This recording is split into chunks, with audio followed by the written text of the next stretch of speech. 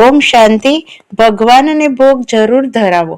ભગવાનને ભોગ ધરાવવાથી બરકત આવે છે. ભગવાને તો આપણને બધું જ આપ્યું છે, તે આપણા પાસેથી કશું લેતો નથી, પરંતુ ભોગ ધરાવવાની જે પરંપરા બની છે, રીતિ રિવાજ છે, તે આપણું કિસ્મત ખોલવા માટે છે, આપણું પોતાનું ભાગ્ય બનાવવા માટે છે.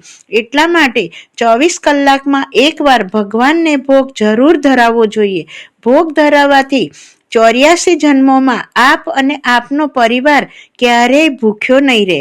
ભગવાનને ભોગ ધરાવ્યા પછી તે ભોગ ભોજનમાં મિક્સ કરવામાં આવે તો તે ભોજન પ્રસાદ બની જાય છે.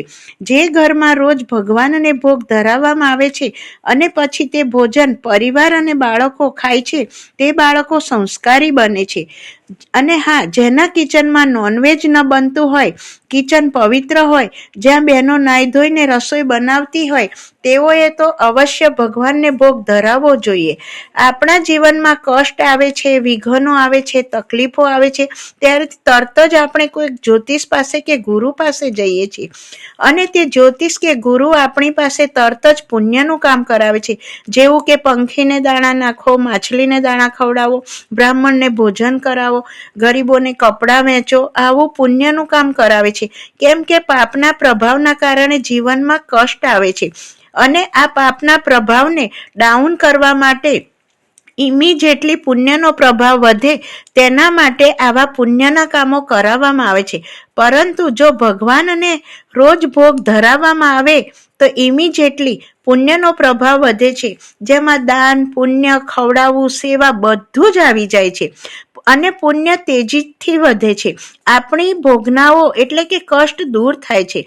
ભાવનાથી ધરાવેલ ભોગ ભગવાન સ્વીકાર કરે છે.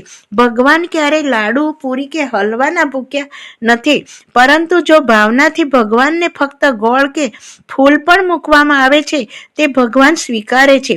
ભગવાન ભાવનાના ભૂખ્યા છે અને તે આપણી ભાવનાઓનું ભાડું ચૂકવે છે.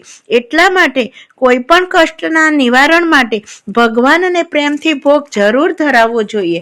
આપણે બધાએ લાલો મૂવી તો જોઈ જ હશે. તેમાં લાલો નાનો હતો ત્યારે દરરોજ ભગવાનને થાળ ધરાવતો હતો અને જ્યારે લાલાને સંકટ આવે છે ત્યારે અને તે ભૂખ્યો હોય છે ત્યારે ભગવાન તેને જમાડે છે. આમ સંકટ સમયે લાલાને ભગવાન સહાય કરે છે. આમ ભગવાન ભાવનાઓનું ભાડું ચૂકવે છે. ઓમ શાંતિ.